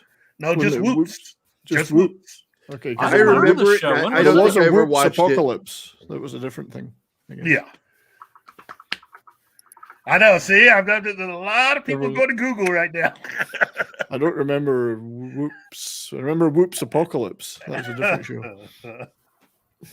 Wow. I didn't even know this show existed.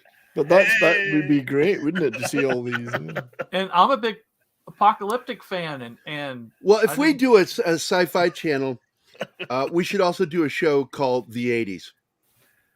Yeah, and so try to scoop up as many free shows that we can to put on the network for the 80s. You know what? We should just do one without a time period, because I'd like to show people City Beneath the Sea. Okay, that goes completely against what I just said. I know. Yeah, but how can I get away with showing something like City Beneath the Sea, which is a whole pilot that you can find on YouTube? So a post-apocalyptic sitcom. What year did that come out? Who knew that would never work? A post-apocalyptic sitcom. Wasn't that whole end of the world thing hilarious? City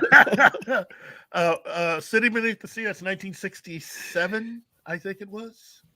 62. 62. Sorry, 62. As I am reading it.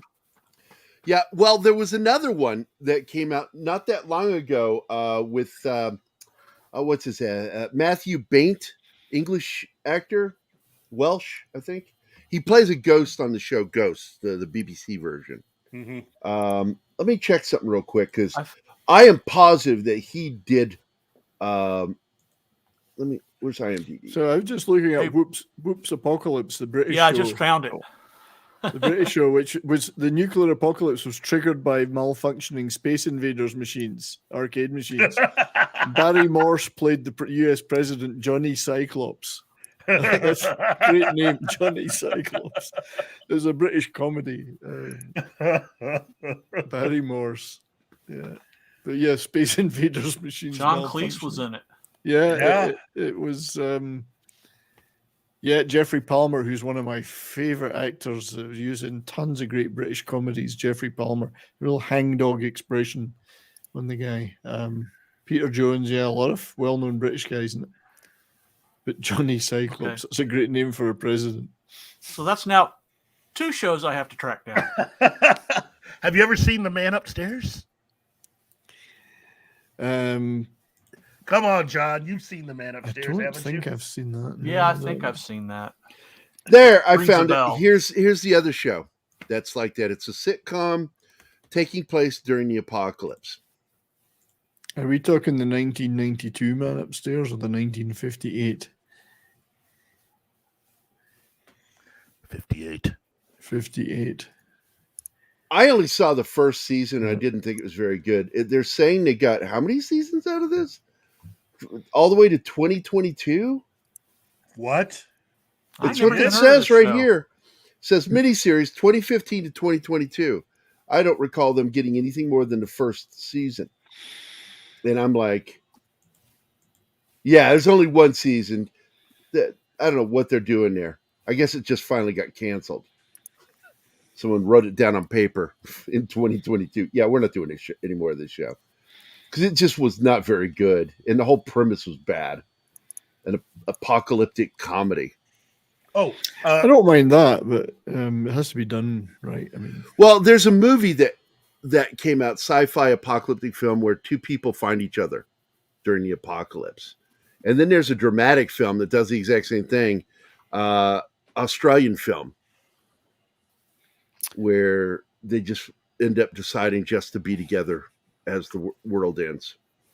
But there was a comedy, and I think it's got, what's his name from The Office and Get Smart, Steve Carell, where... Wow. Oh, also, let's see, The Nevers is getting an opportunity to be placed on another one of the services, only this time they're going to release all of the episodes. Turns out those 7 episodes released were only part of it. They still have another 4 unseen episodes after that.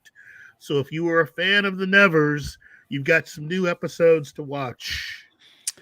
okay. See, that's an interesting. Well, there's a lot of stuff in the can, as we were talking about earlier with pilots. There's a lot of stuff that's never been seen, probably. There Things it that is. Cancelled, never shown. Yep. Here's the other apocalyptic romantic comedy.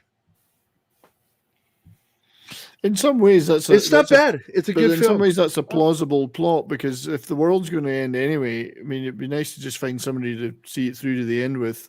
You can't do anything about it. You might as well, at least find a companion. It's actually a good concept. You might as well start a band and start singing real loud. Yeah, when you somebody can't I do remember that. the Seeking the Friend. I remember that one. Last thing said on Earth as before his word, your band sucks. So does your mom. We know. We know, but it's the last thing you were listening to. Yeah. Who's the sucker now? See you on the other side, homie. Veritech says Johnny Cyclops sounds like a B-rated pro wrestler. It does, doesn't it? Johnny Cyclops. Old One Eye. The Day After should be remade. I love the movie, the miniseries The Day After. That was really good. That scared a lot of people. There was some scary Scared the crap out of me, man. We were kids. You and I were still My kids when hometown that got came out. destroyed in Day After. Now with 100% less Joss Whedon. Detroit was too. Well, that was in real life. Sorry. Yeah. All life was playing was Rush. Rush will survive the apocalypse. That's true. Even the cockroaches go, yeah, Rush was good. We love Rush. It was good. Good. This is what's going to happen. A handful of people will survive. They'll find each other. And 2 of them will be Getty and Lifeson. Yeah. Swear to God. And someone's going to go, oh, Neil didn't make it? Oh, no. Neil was the best part of the band. I'm sorry. Wrote all the lyrics. A lot of people don't know that. Yeah. He wrote all the lyrics. It'll be a Z'er that'll survive. Moving Pictures was a great album. And what's the one with the Enola Gay song on it? What was that? What was that album called? Our luck, it'll be somebody from Gen Z going, never heard of you guys. Power Windows. And then Moving Pictures. Moving Pictures and Power Windows were my two favorite Rush albums. Signals was really good too. A lot of people like all the other stuff.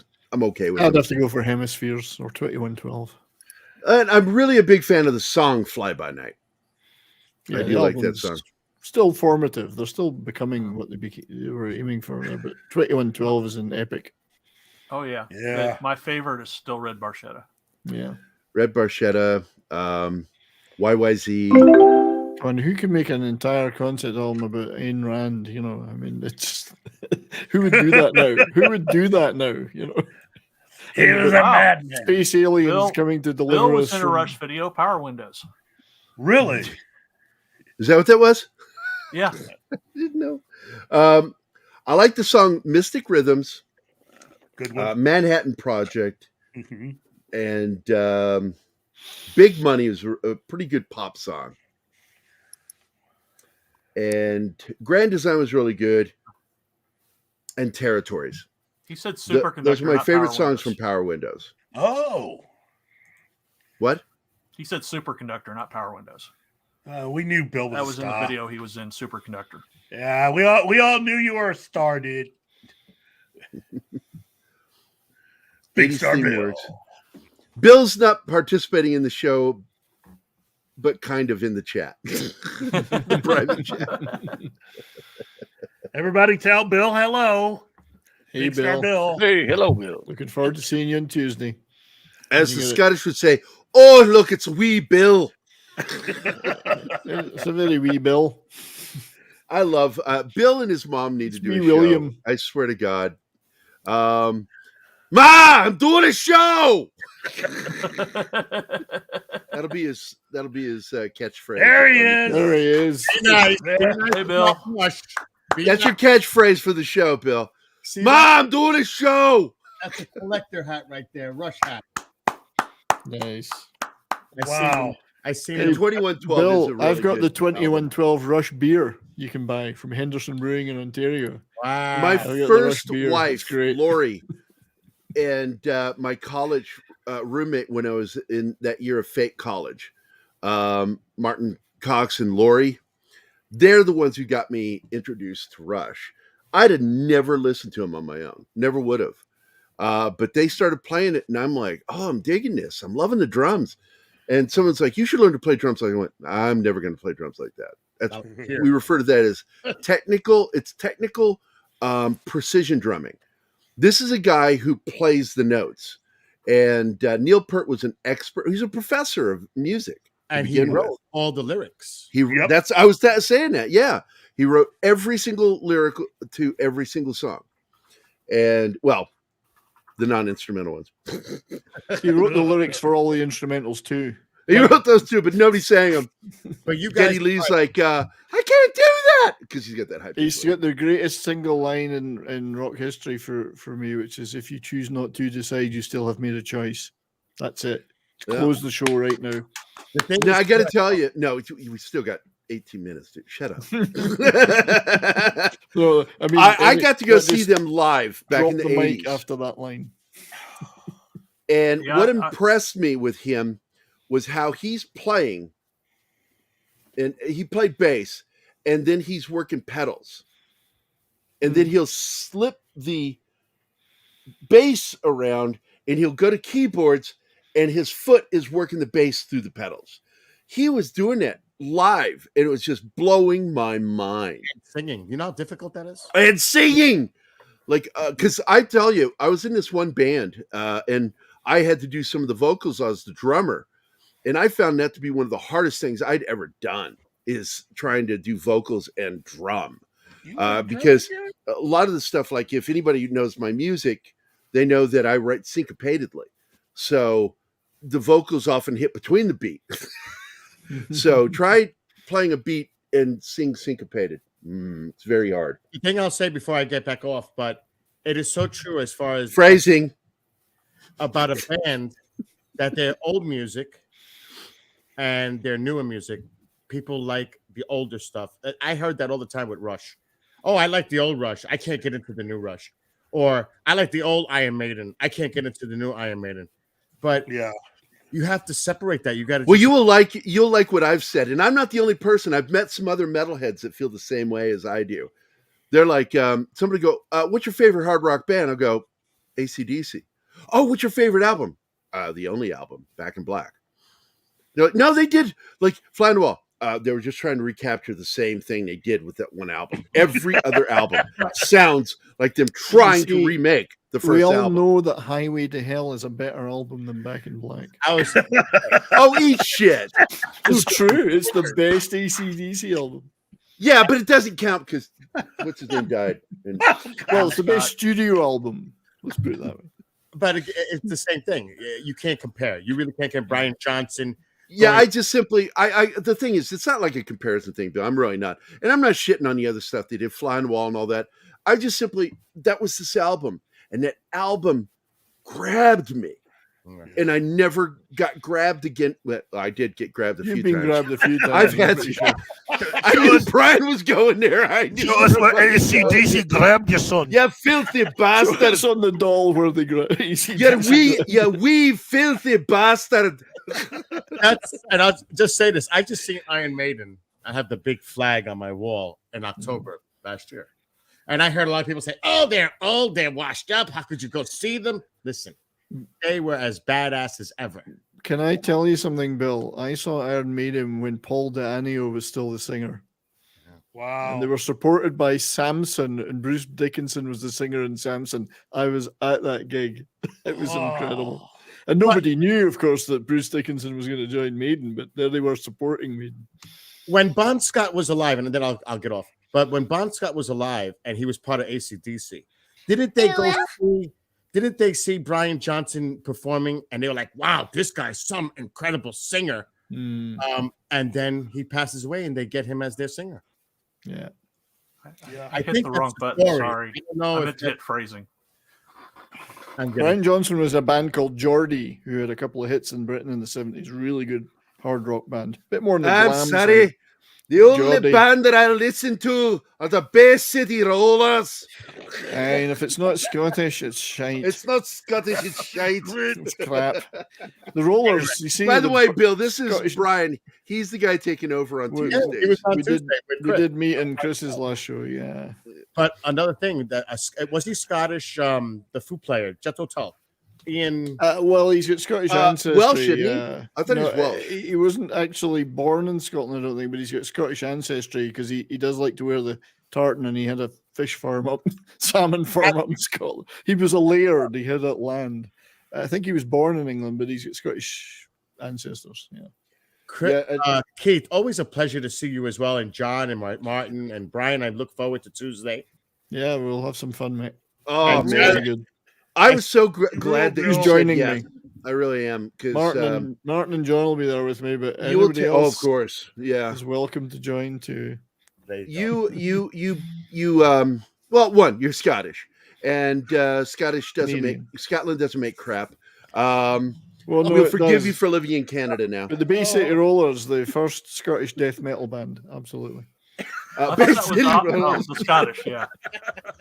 Heath, your head. See, you only know them Serious for one. that kids' heads gargantuan. You only had to endure one hit, which was Saturday Night. We had years of them in Scotland. They had hits, tons of hits. We couldn't get rid. I hated them because my older sister loved them. You know, I'm going to tell you, I hated them. Scotland, Ireland, and parts of England. When I was there in 77, 78, you know who the biggest band was? Everybody was talking about. 77? ABBA. Oh, yeah. ABBA were enormous. Everywhere. ABBA was huge back in the day. Absolutely. They could have released them a tape of them farting and it would have been number one. You know? Oh yeah, I remember turning to my dad because I hadn't heard of them until we were in Ireland, and I saw the posters all over this shop window, and I said, "Is it a Christian band?" I was really confused by the name. Biggest band in the world, then. Apart, I mean, maybe not necessarily America, but the rest of the world. Yeah. Oh, they were huge. No, they had they were pretty big here too at a period, Brian. Yeah, sure.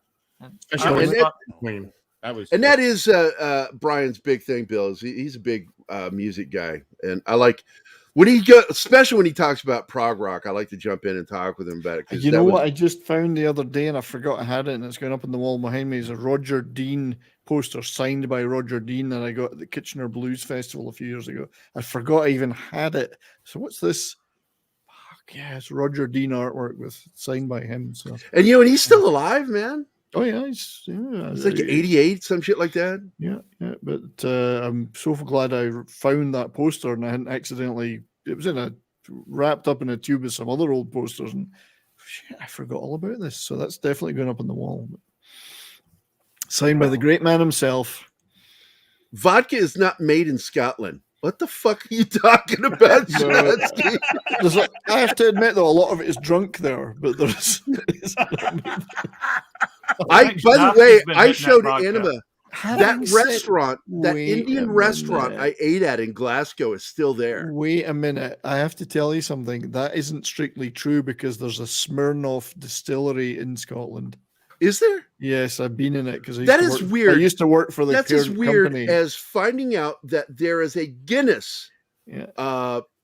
I don't know what to call them. Where you they know make where the drink you- in South Africa. Well, do you know where the biggest Guinness brewery is in the world? Nigeria. Wow.